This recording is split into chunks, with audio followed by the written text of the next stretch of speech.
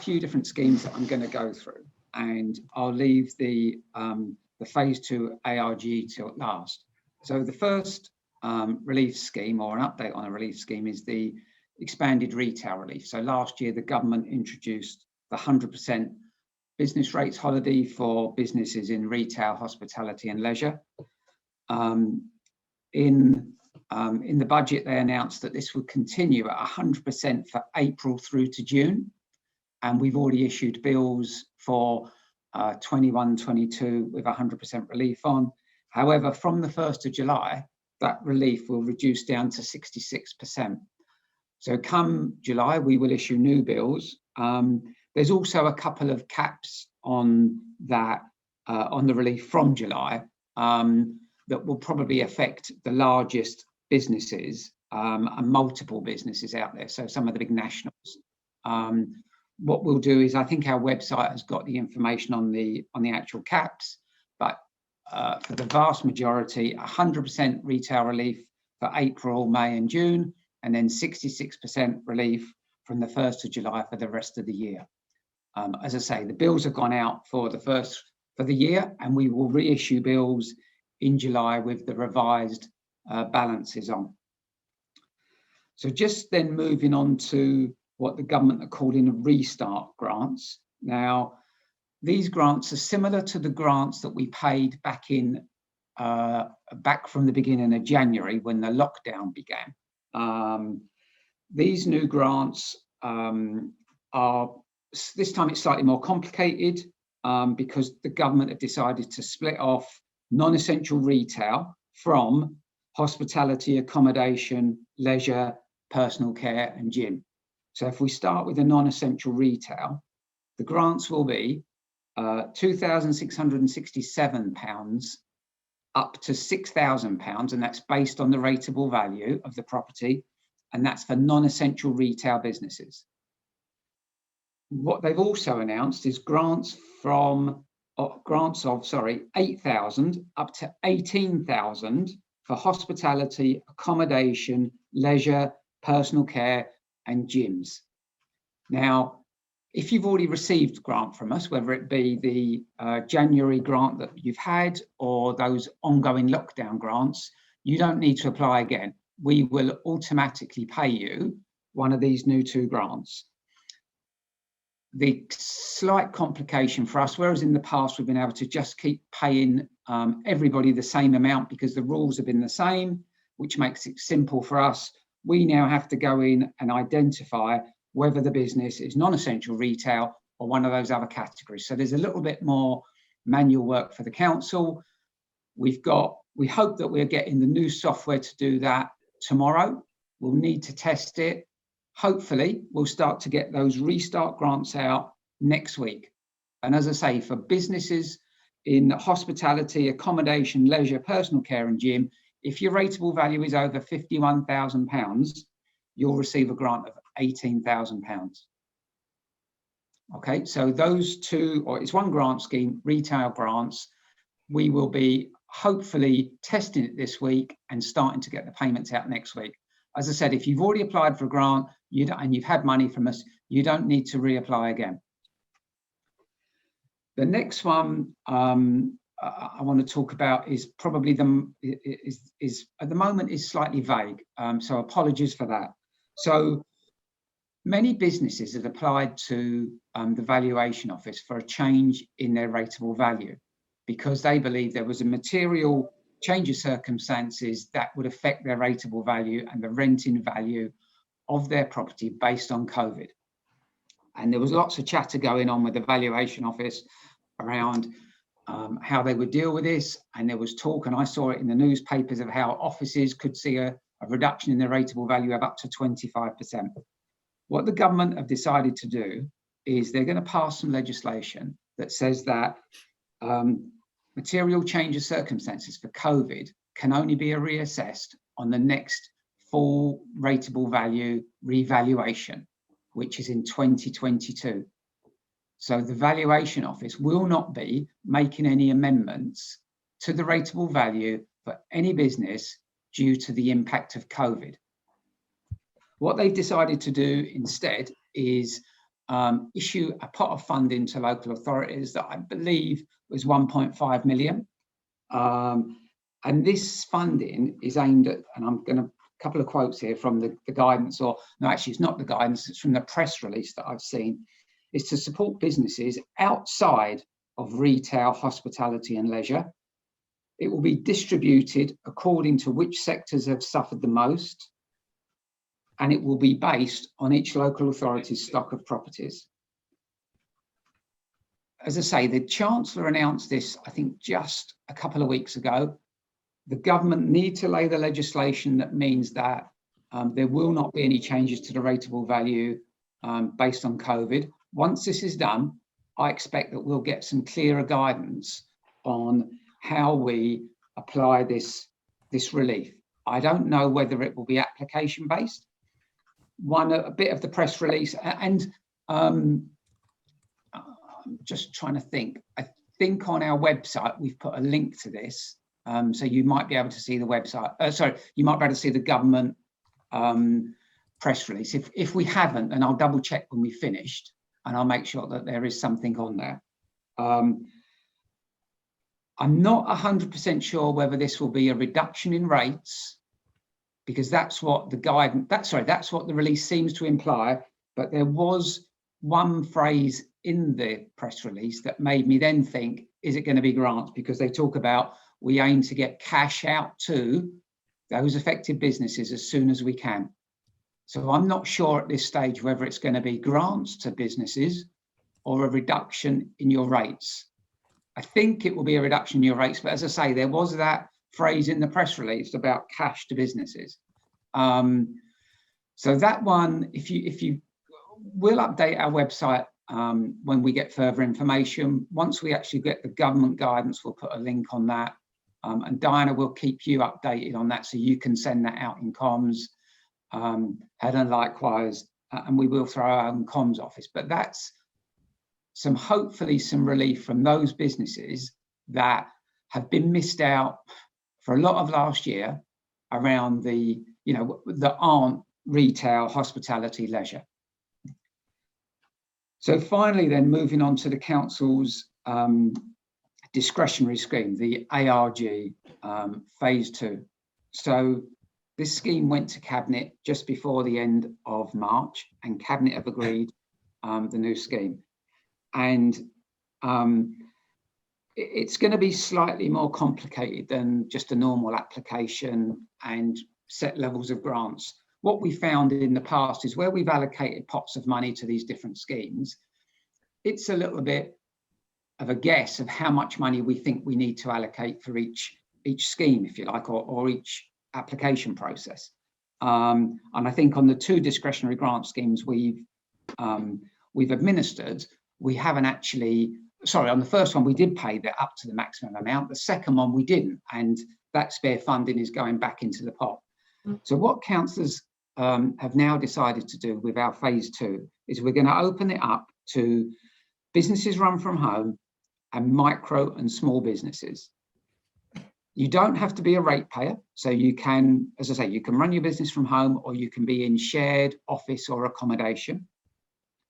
You have to be able to evidence a 40% reduction in loss of income for the period April 20 round to March 21, so for the whole year, and we will compare that to the previous year. If you haven't got accounts, or if you weren't trading for the whole of the previous year, then we will do estimates on what information you give us and calculate whatever income you've got over whatever period for the whole year. Now, where it gets slightly complicated is we're going to then base this scheme on, if you like, a points process. And if I can just explain in a little bit of detail. So if you have accommodation costs that you're paying, so this wouldn't be the case for those businesses run at home, you can be awarded one of 3 levels, either 1 point because your accommodation costs, and I don't have the exact figures, but I think it's your accommodation costs are below £500 per month.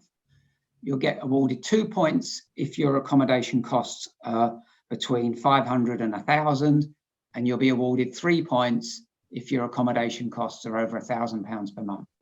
And like I say, those figures, I'm not 100% sure about, but certainly there'll be 3 ranges for points that we will allocate.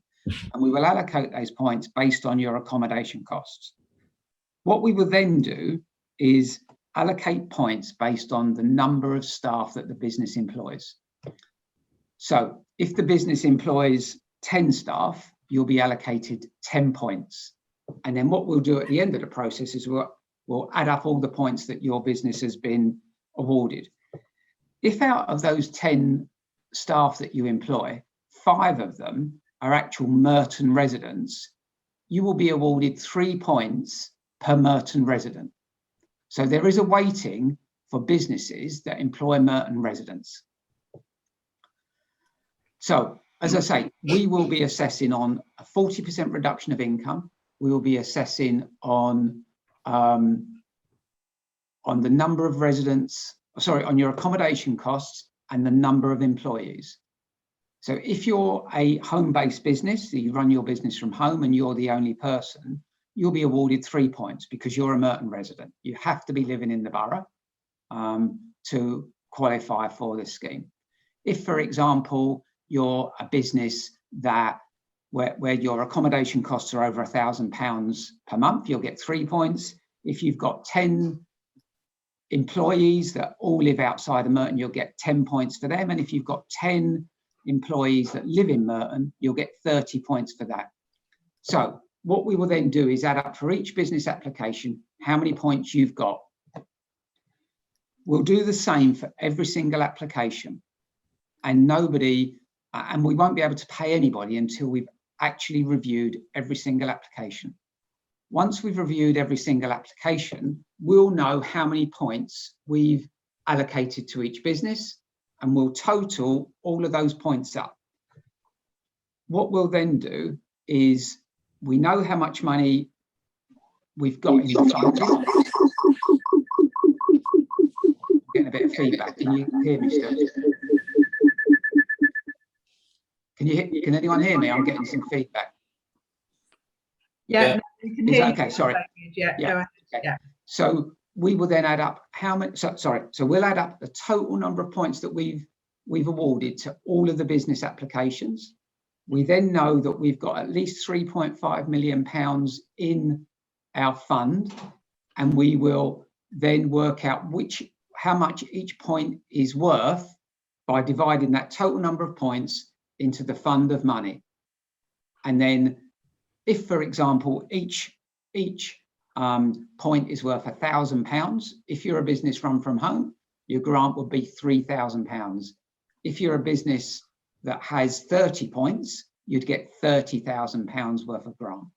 This way we know we will spend all of the money that we've been allocated. So we won't be in a position where we have to go back and have another scheme to try to spend any unspent funding. The other advantage of doing it like this is the government have also said, and again, they seem to change their approach at different stages. They've said that there will be further funding available to councils who can demonstrate that they've spent the majority of their money by the 30th of June 21. So the aim is for us to assess all of the applications as quickly as we can, and then make payments as quickly as we can, so we're then eligible to apply for more discretionary funding from the government. As I say, the government are now saying there could be some further funding, but we have to demonstrate that we have either spent our funding so far or we've made very good attempts to spend that funding. And again, there's still further guidance to come from that. So to recap, it's a points-based system based on accommodation costs and employees, and ensuring that you have had a 40% reduction of income. Open to businesses run from home and micro and small businesses.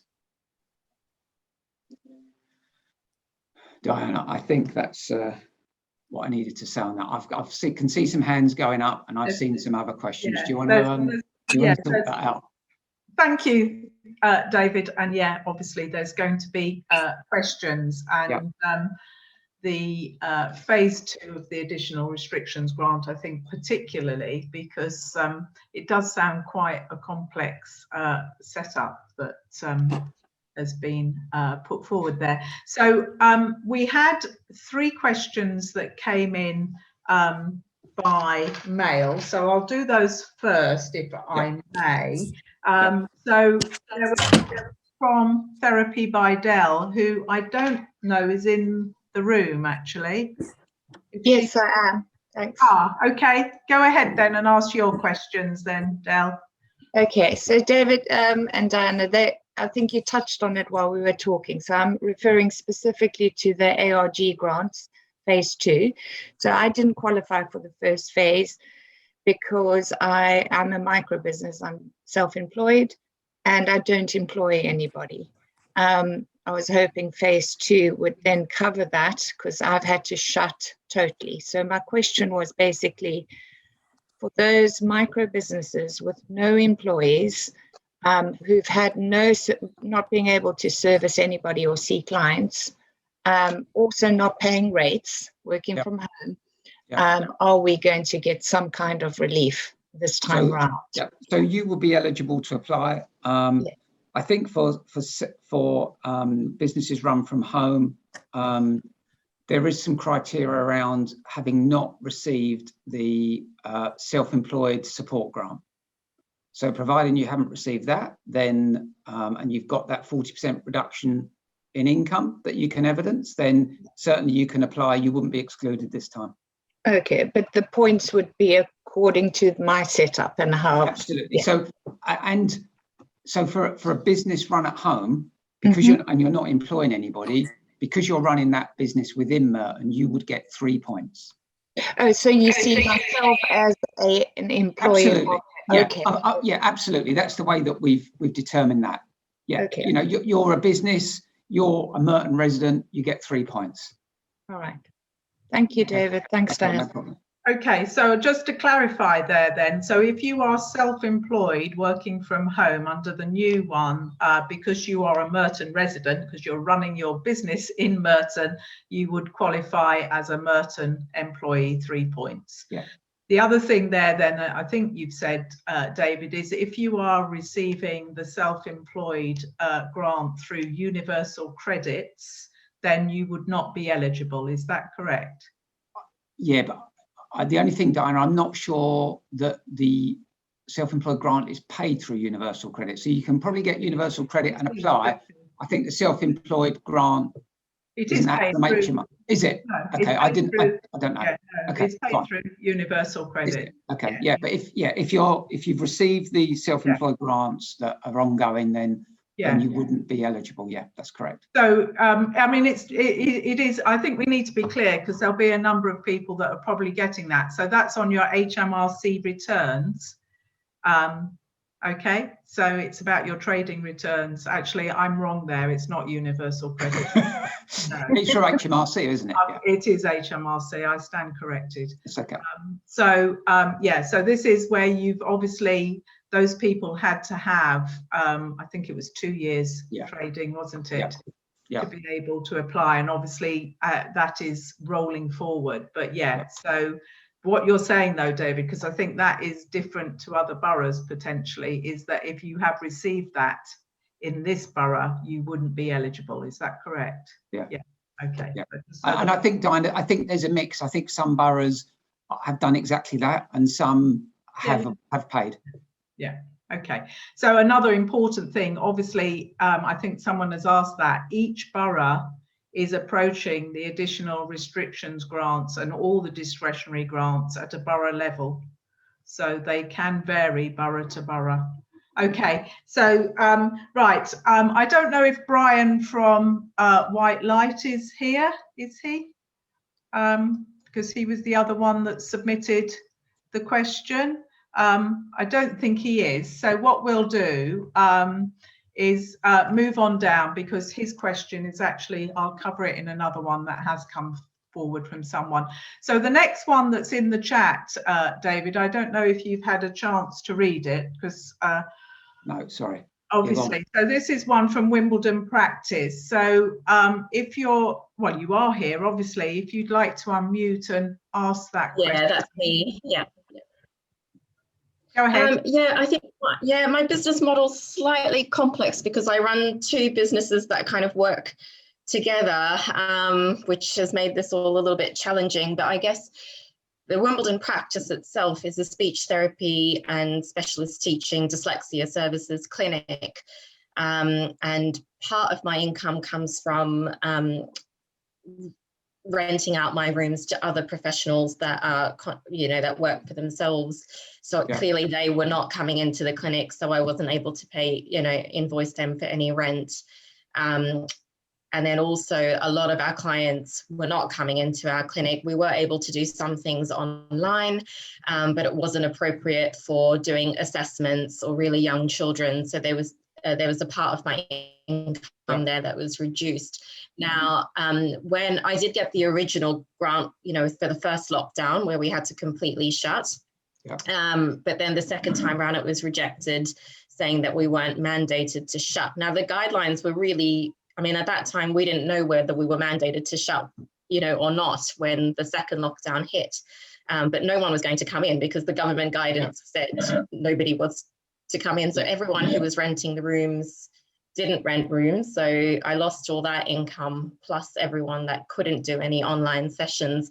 Now, my difficulty is because I had to pay the rent, I was putting in money into that bank account. So it's not going to look like I necessarily had a huge reduction in my earnings if you're going to look at my accounts, because I did put in money into that business from my other business, if that makes sense.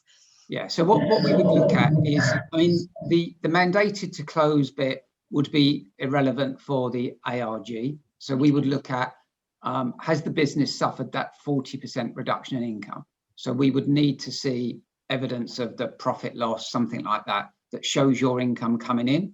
So what if I've now paid into that account, so it possibly won't show a 40% reduction because I've had to put money in there, if that makes sense. So when you say account, we don't want to look at bank accounts. We want to look at profit loss accounts, something like that, cash flow accounts. Yeah. So we would be looking at the income that you've got in your profit and loss or your cash flow account, and that's what we would compare to your income for the previous year. Yeah. So for example, we've seen when we've looked at previous grant schemes, we've seen the furlough money going in, and we've disregarded the furlough money on the previous schemes.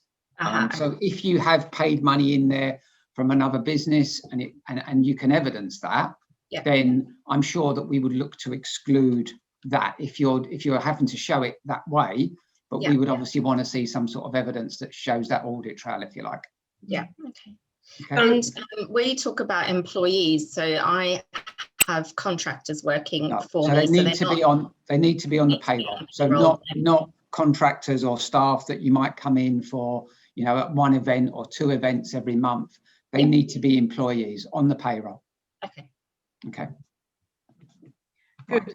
Okay. Thank you for that. And I think I'd describe that as earnings. I think that's what you're looking at, David, isn't it? Income that's coming in, that's earned income through you doing your business. Yeah, absolutely. Okay, right. Let's move on then. So we've got Jane from Wimbledon School of English. So I've got that one. So Jane, what we would look at, and I think I saw that Sarah might have posted the criteria, and I think it's the government criteria on small and micro businesses, and it's around employees, it's around turnover.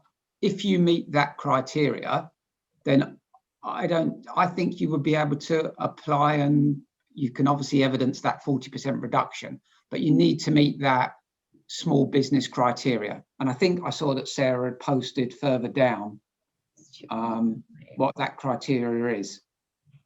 So small businesses, fewer than 50 employees, and either a turnover of up to 10 million euros or a balance sheet total of up to 10 million. Thank you. Yeah, we do have fewer than 50, so we are small, and we certainly don't have up to 10 million turnover. No, sure, I know, absolutely. So thank you. Thanks, everyone. Okay, but again, it is employees, so I don't know how you engage all of your your staff, whether they are on the payroll permanently or whether Yeah, they are. Yeah, they're that's fine. permanent, so we've got Okay, and a lot in Merton as well. Okay, thanks. Good. Bye. And again, David, as you mentioned, this new grant that you've only got the press release on, that relates to businesses that pay business rates. That there may be some eligibility. Absolutely. Yeah, there could well be, Jane. As I say, we've not seen the proper guidance yet.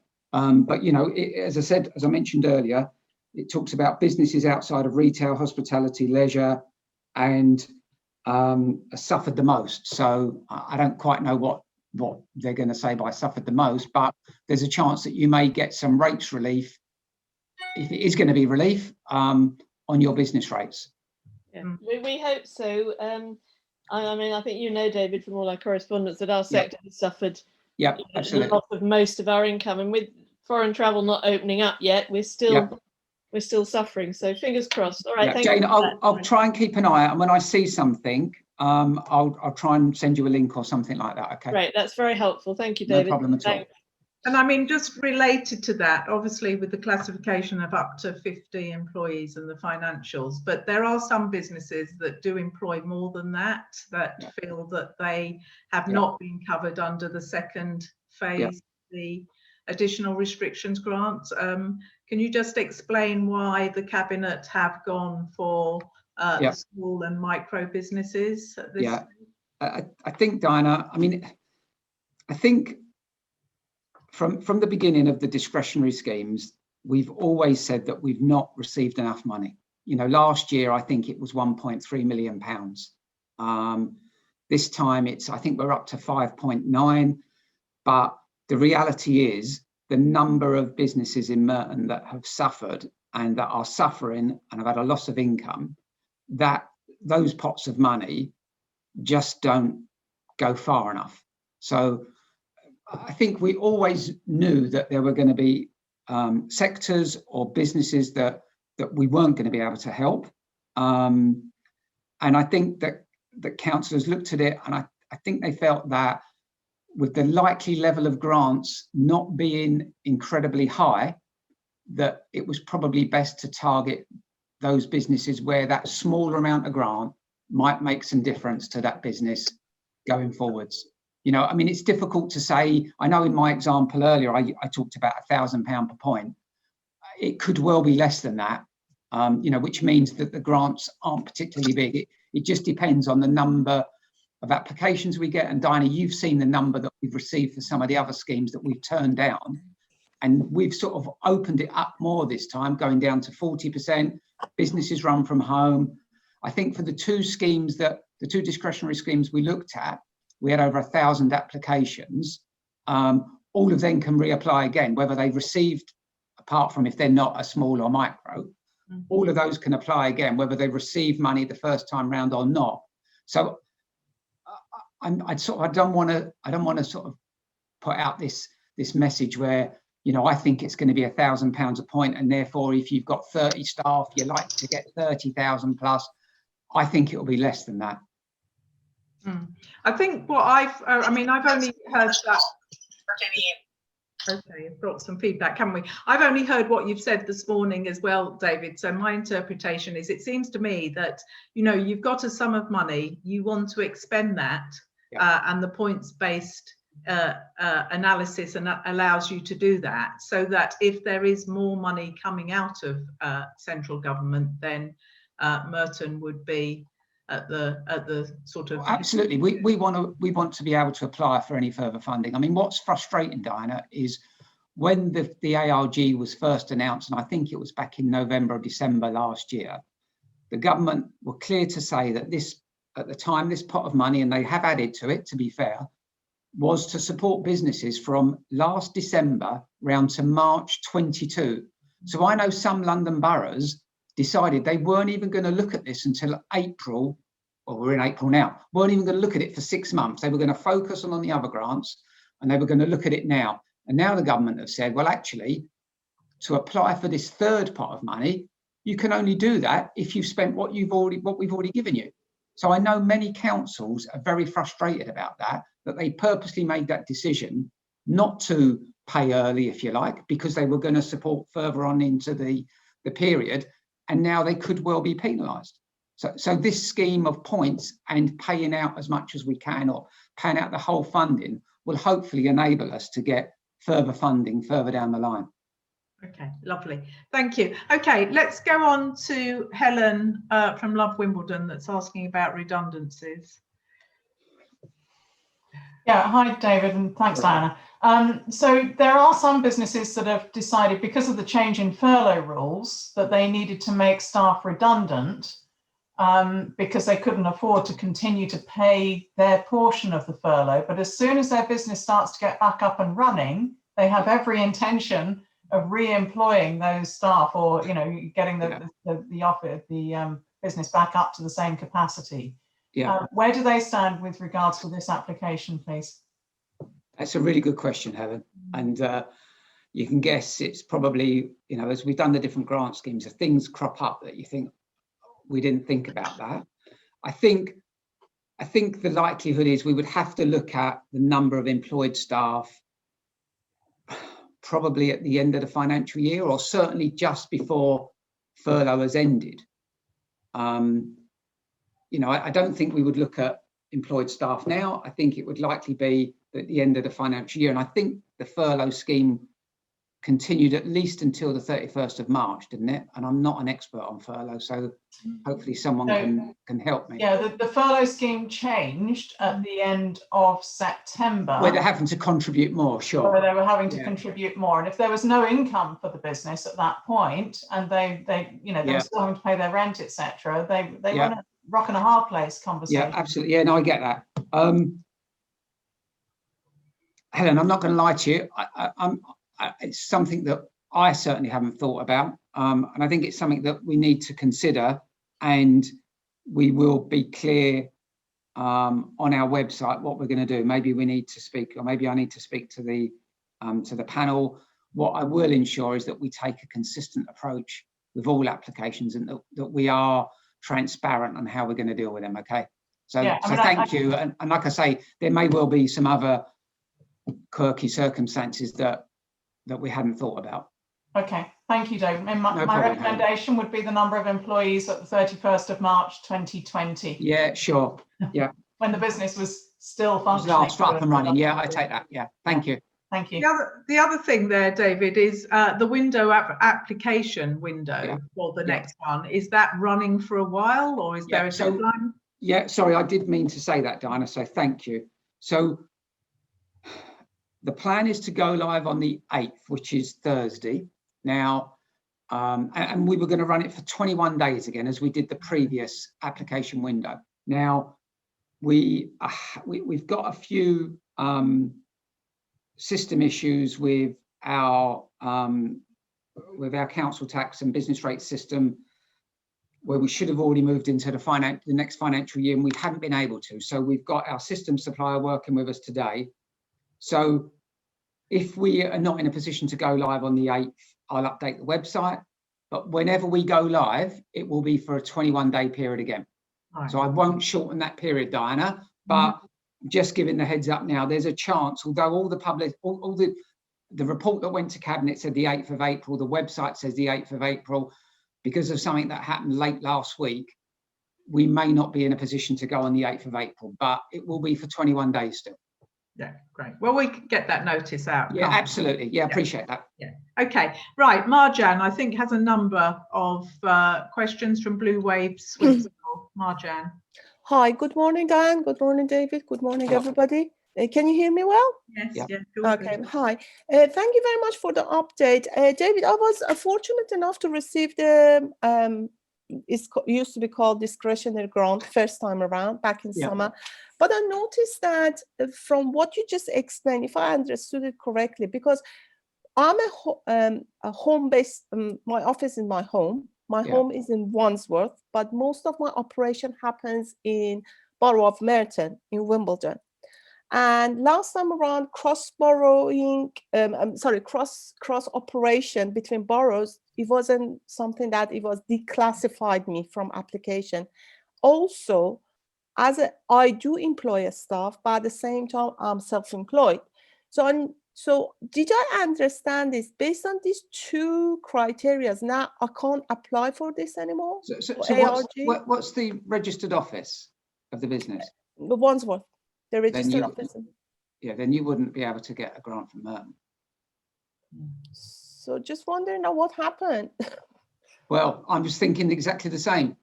I don't, and you received a grant from us last time round. Yes, because 95% of my business and my income comes from my operation in Wimbledon. And when you say your operation, what is it in Wimbledon? I think that's the thing I missed out on explanation. I do have a home office.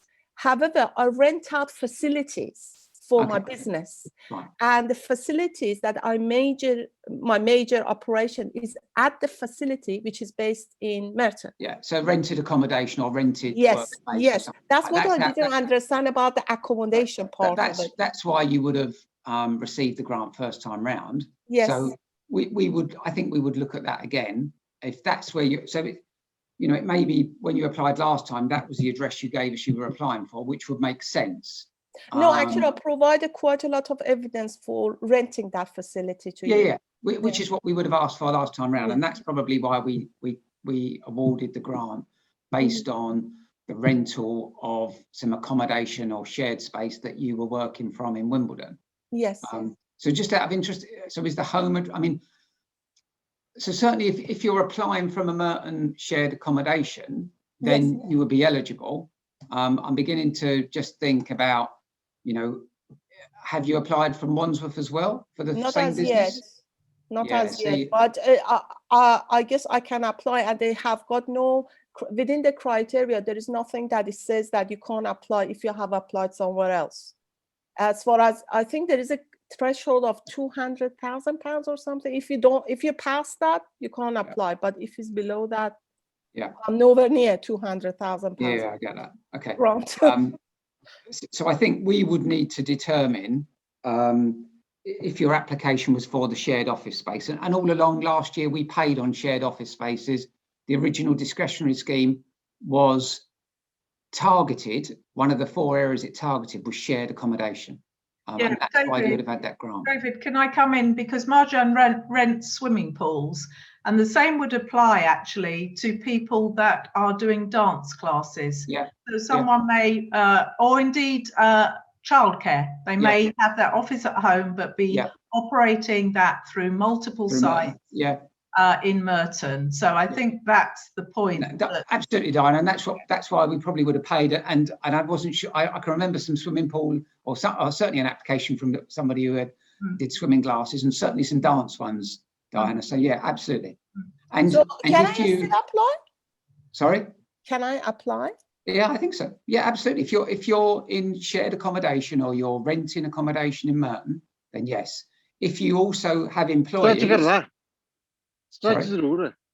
if you also have employees, then you would get points for their employees.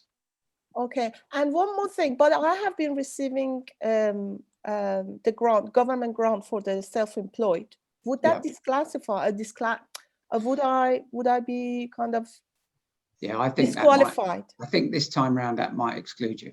Yeah, because that is one of the criteria. Is there? So I think you'll be considered. Marjan, I think at that point, we'll take this outside, because I think you're illustrating quite a very interesting approach, and probably quite common, but I think we've covered the main parts of that. If I'm sure David will communicate with you outside of this webinar. Just one more question, Darren, before I go. I just want to ask about this 30th of June. Sorry, is the 30th of June relevant to the council for spending the budget, or is it relevant to the people who receive the grant to spend the money? No, it's relevant for the council to evidence to the government that it's allocated and spent the funding that it's already received. So nothing to do with businesses. If you get a grant, you don't have to spend it by the 30th of June. It's for the council, so it's just relevant for the council. Oh, I see. Okay, thank you very much. I'll email you, David. Thank you. Okay. Good, and it does show the complexity, doesn't it? Because Most businesses aren't straightforward, as we have learned as we've gone through this. Okay, I think I've covered all the questions that are written in the chat box. So if you think I haven't, if you could raise your hand, or indeed if you have any other question or point that you would like to raise, we can take those now. So has anyone got anything? Yes, David. Yeah, our circumstance is that we've been renting office spaces in Deer Park Road. Obviously, due to COVID, the offices are now half empty. At the same time, we have another business in the building where we do training for different courses like security, health and safety, that kind of stuff. So that business started pre-COVID, just before COVID. How do we, probably David will answer that, how do we don't have a 2 years account on that. It's only 1 year now. Yeah, so there is a date that that the business had to be trading. Sarah, I don't know if you've got the policy there that you can put the date in. I think, if I recall, it's the 31st of December 19. So the business had to be trading on, I'm going to say the 31st of December 19. And I may be wrong. As I say, I've not actually got the policy up on my screen, and we can confirm that. So what that would enable us to do is to see at least 3 months of your trading accounts when you were trading prior to COVID. And then we would compare that to your trading accounts for 2021. Okay. Will it be for both businesses? That's the training one. That's the training center. I think each business would be looked at separately, depending on their circumstances. If they both only started just prior to COVID, then they would both need to meet that criteria. So what things we do is we'll look at. We'll look for evidence that the business was trading. We'll look at Companies House. We'll do checks on bank statements. So the government on all of these grant schemes, not just this one, focus on pre and post payment validation. So we work with the council's audit team to do checks on different things on all the applications. So we would undertake those checks normally. So each business would be looked at individually. So we would perhaps look at Companies House, see when they were both set up, things like that. Okay, yeah, that's clear. Thank you. Yeah, thank you. Cheers. Okay, thank you, Derek. Right, we've got another question in the chat from Callum Bush, which is about income and how that is interpreted. So is revenue about revenue, I guess, from the normal business, or revenue that has been generated through doing other activity to keep the business going? I don't know, Callum, are you there? Do you want to come in and expand on that? Hi, yeah, sure, I can. Can you hear me? Yeah, that's good. Fantastic. Yeah, well, we've been coming up with all sorts of initiatives that aren't related in any way to our business, just to try and pay the bills. So while it might look that our revenue hasn't really gone down so much, it's not profitable, it's not sustainable, it's just about surviving. We've just been trying to get through to the announcements of this new round. We have had some very well, thankfully had some support in the past on the on the rates hardship. This was before COVID, unfortunately, hit the UK. I just don't know whether, with everything that's happened since then, if we could get around this by requesting rates hardship support to get around these limitations, because we haven't been eligible for any of the support so far. If it's still possible, I don't know if this pot of money used for rates hardship has been used up because of COVID or eliminated. If it's possible, then we can put our own case forward separately. But if it's now not available because of COVID, it means we've got as a business, we've got an issue. All right. So a couple of things there. So the council the council runs a couple of different schemes. Prior to COVID, we offer local discounts to businesses that are moving into the borough, expanding businesses where we can help by reducing the rates for a defined period. And that's something we look at in conjunction with Future Merton. So I saw Sara was on the call earlier. I'm not sure if she's still around, but that's something we do with them. The council also has a hardship scheme where we look at helping businesses with one-off write-off, if you like, of the rates that are due. And we look at specific circumstances, for example, where perhaps the proprietor is ill and is unable to run the business, and things like that. So last year we had quite a few, and both are on our website. Last year we had quite a few businesses applying for hardship very early on. The council took the decision that we weren't going to award any hardship relief, because at the time we weren't clear on what sort of government support was going to be forthcoming. And, you know, as I've said this morning, even now, the government, you know, a year later, the government are coming up with new ways and new schemes to try to help businesses. Last year, the council's business rates income fell by over £5 million. And at some stage in the future, we will have to look at those businesses that owe us money and look at the likelihood of getting that money paid going forwards, perhaps over, you know, a couple of years. So at the minute, we're certainly not awarding any hardship relief, if you like, or writing off rates. That may be something that we're forced to do further down the line. But this discretionary grant scheme, we would look at the income that your business has received over the past year. So whether you've managed to change parts of your business to, you know, to generate new income, we would look at your income. So if you've come up with initiatives to generate new income, we would have to take that into account. Okay, thank you. And if the because like I said, we did very thankfully receive some rate support before COVID hit. If it wasn't related, if it was a matter that hadn't related to COVID, and we've been able to put across in a business plan why, you know, why it was in the interest of the taxpayer to support that, would that now rule out, because of COVID, the ability for us to put forward that same you know, that same case again? I think if you've already been granted hardship relief, which I think I know the business you are, if you've already received hardship relief, it's not something that we pay on an ongoing basis or we grant on an ongoing basis. It generally is a one-off hardship relief where we write off business rates for a specific reason. Okay. Okay. Okay, that's okay. That's I mean, it's complicated, isn't it? Where businesses that are trying to do different types of activity, as opposed to businesses that can't bring in any income. It's a very, very difficult situation.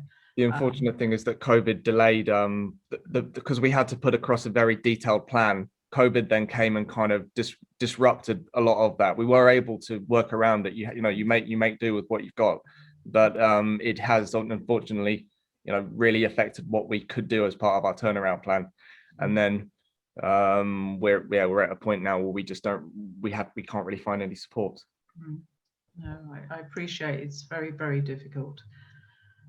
Okay, so we have a question here about if all the grant isn't spent in the second phase, David, would there be another round, another consideration of the criteria? Diana, I think the way that we've set up this criteria and this scheme, it will all be spent. That was, you know, that was one of the reasons for going down this points-based process. But there may be this other amount. Yeah, absolutely. Yeah. So if the council then qualifies for further funding, then yeah, we'd look at something else. Okay. And then we've got a question here from Sherwood Park Hall. Are you there to ask that question? It's a straightforward question. Because of time, I'll go. Yeah. Oh, you're there. Go Yeah, on. I'm here. Yeah. Yeah. Just that we're a venue. Obviously, most of our income will be made from hiring the hall, etc. We set up in November 2019, but was unable to trade at all due to COVID. Is there any kind of support for us? So do you pay business rates? No, there's no business rates for that first year, because part of the reason was the building was derelict. So we weren't entitled to pay business rates. So are you a ratepayer now, though? Yeah, we've got a bill that came in to pay, but sure. yeah, Okay. but we haven't paid yet. No, okay, fine. I mean, I think we would look at you the same as we would look at anybody else. We'd look at income that you've received and compare that for from November 19 to March 20, and then compare that to the most current year, the year affected by COVID. So I don't see why you can't apply. Absolutely. Okay. I mean, I think all these questions, they really do show the complexity of businesses, but I think it also really, you've got to look at the application criteria, and if you're not sure, just ask. And I know that David and his colleague Sara here are really good at coming back to businesses. So, you know, if you're unsure, please ask. And obviously you can ask through the likes of us and the business improvement districts and everything else. So please do that. Now, I'm going to ask my colleague Patricia just to put in the chat then the website details for the council. We do put all of this on the Chamber of Commerce website. It takes you directly there, and I know Love Wimbledon do that too. But just so that you've got that there, because we are actually at the end. I think I've covered everyone's questions. So can we just answer questions? Philip Hungus is waiting with raised hand. I can't see that one. Oh, I see. It's got a raised hand. Come on then, Philip. Sorry, I haven't been looking for raised hands. Are you there? Yeah. Can you hear me? Yep. All good. Sorry. As we run into the end, I just wanted to quickly summarise the restart grants, David. Yeah. Thank you very much. We received one of the discretionary grants. You said that if we'd already applied for the grant, that we would be considered for the restart, but the website says it talks about specifically the local restriction grant. So could you just clarify whether we would need to apply for the restart, or the fact that we had the discretionary, we would be mopped up here without needing to apply? So Philip, which grant have you already had from us? Sorry, you've had the discretionary. The discretionary, I would have called it the last one in January, which was ARV1. ARG, okay. So right, so we would have assessed you, I presume, for the local restrictions grant, which means you were mandated to close and things like that. And is that, are you saying that you weren't eligible for those? No, we weren't. No, we're an exhibition organizer. So right. So then, unfortunately, you're not going to be eligible for one of the restart grants. It's pretty much the same criteria. That's okay. So basically, we're not eligible for the restart. We're not eligible for the ARG2 because we're not a micro business. So we just need to wait for the micro or small. I mean, if you micro or small, Philip, you've got more than 50 staff, have you? No, we've got less than 50 staff. Right. So it's micro or small, and we did put on the chat here what the criteria is. I think I said 50 staff, less than 10 million turnover. Okay. And so you may well be eligible. Maybe for eligible for that. So just check that, Philip. And if you're not sure, drop me an email. But I think if you've got less than 50 staff, and your income isn't, your turnover isn't £10 million a year, then you may well be eligible. Right, we're a small business. Sorry, I was fine. It's micro, which we're clearly not. No, it's small as well. So it's micro, small, and businesses run from home. Okay, fine. And if you are a ratepayer, Philip, you may well fall under this new one that I don't really know a lot about, if you know what I mean. Yeah, no, that's the one that I focused on. Is we're over £50,000 worth of rateable rates. So that's the one that I'm waiting for. Yeah, but also the ARG, I think, Philip. Thank you, David. Thank you very much. No problem. Good. Well, I think we've covered a lot of ground there, and so thank you, David and Sara from the business rates team, and also Sara Xavier from Future Merton for being on the call with us and explaining that and answering your questions. I just want to sum up, because there are some webinars that are being run this week for businesses that are reopening. These webinars are being held by the Regulatory Services Partnership team from Richmond, Wandsworth and Merton.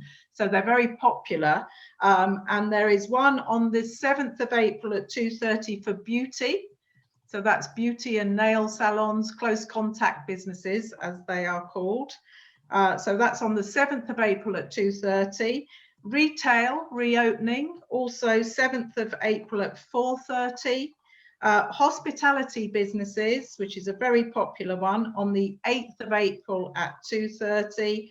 And offices, the important thing of knowing what you can and cannot do when trying to get people back to the office, is on the 9th of April at 11 o'clock. So you can find links to all of those through the Chamber website. As you can see, the contacts are there. Helen's put in the Love Wimbledon one. So all of those will lead you to those booking places. Obviously, they are tomorrow. So if you want to be involved, then I'd encourage you to go straight away from this. Just to say, from the Chamber of Commerce's events, which again, the link is on the site, our next networking event, which obviously business to business networking is still really important. We are running that in association with Wandsworth Chamber on the 15th of April at 9:30 in the morning. So if you'd like to come along to that, you can register through the Merton Chamber events page as well. So we will keep you in touch as this comes through. David is very good at letting us know when the website goes live. So it will be sometime after the 8th of April, but I'm sure very soon after that. Likewise with these new grants that he's only got the press release on, as soon as that information comes through, we'll also get that out either in our weekly roundups that come out every Monday, or obviously on our website as well. So just a big thank you. That was a run through a very complex area, and I hope it has been helpful. I think a number of you have found that you probably will be eligible to apply, and unfortunately there were a couple, I think, that probably aren't. But I wish you luck, and as we reopen, I hope that business will start getting back to the new normal, whatever that might be. And it's lovely to see so many of you here this morning. Please keep in touch, and we'll be back in touch with you very soon. So thank you very much, everyone, and have a good day. Take care.